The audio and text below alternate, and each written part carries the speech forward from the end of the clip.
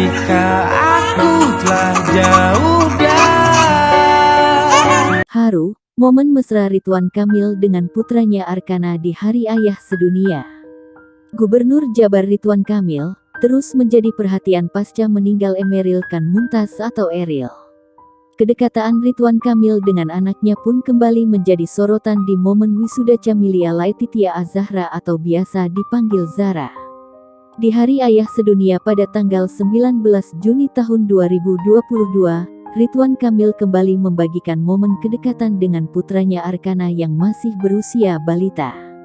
Tampak dalam video, Ridwan Kamil tampak mengendong Arkana sembari menyanyikan lagu yang menyenangkan.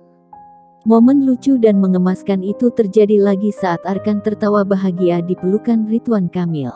Jika aku telah jauh darimu.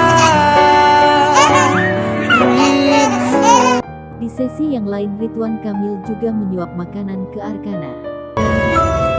Ya, terjadi kemacetan saudara-saudara. Tak hanya itu, di saat Ridwan Kamil kelelahan bekerja, ia tetap menyempatkan dirinya untuk bermain dan memberi susu ke Arkana. Video yang dibagikan oleh akun @arkanaidan itu berhasil membuat banyak warganet terharu.